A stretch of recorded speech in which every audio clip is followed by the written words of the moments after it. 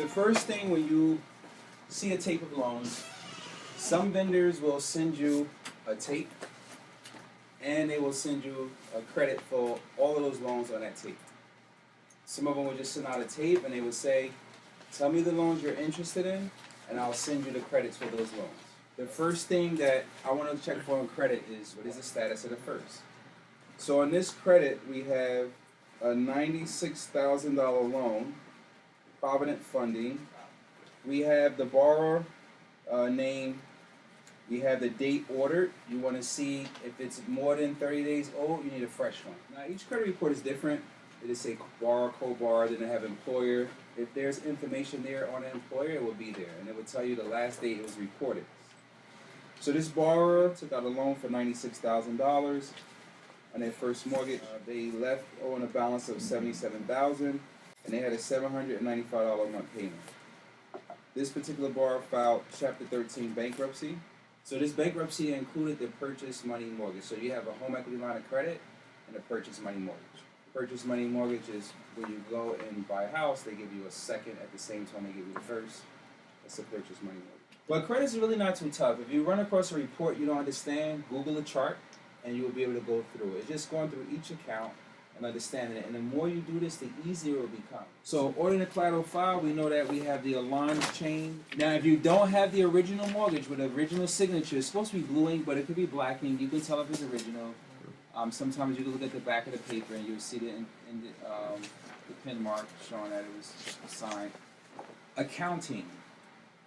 Accounting is very important. On your note is going to show you the interest, the annual interest the borrower owes. It's going to show you the late fee the borrower has to pay.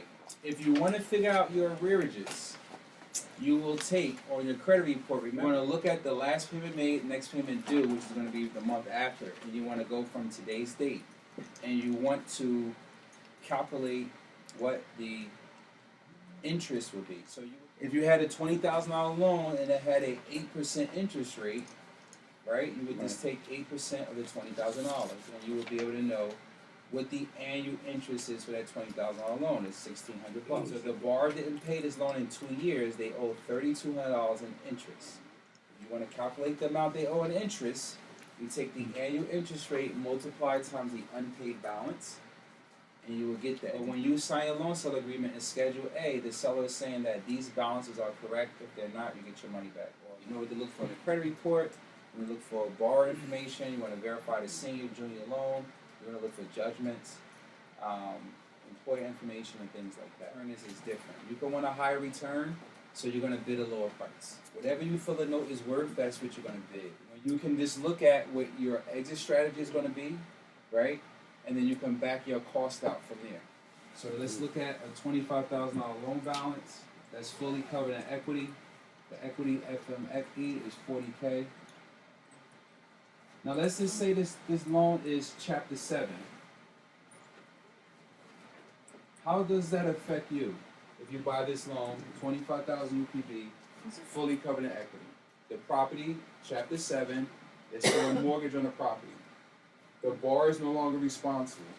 This borrower is paying their first mortgage that's current. What does that tell us? If I want to sell this loan for $12.5, 50 cents on a dollar, what type of payment do I need to come up with to give me an 18% yield? Or being so it's fully covered in equity, I might want to see what type of payment I can come up with 15% yield. Then I will come up with that payment amount off of the $25,000 or $12.5, 15 to 18% yield. What if the seller was selling his loan for $12.5 and it gave an 18 or 15% yield off of whatever payment they thought they was going to get? Now you have somebody, this is somebody who wants to buy an IRA and get this yield. This is the note, this is the sales price. Somebody who want to resell would say, I would never pay this price because how am I going to make money? I need to pay $5,000 or $5,500 to be able to sell to this person so I can make a flip. So you have two different buyers, right? You have somebody who want to flip notes and you have somebody who's happy at paying this to get this yield. And you have people who's looking at this all day long, right? You have more buyers in this space than in this space.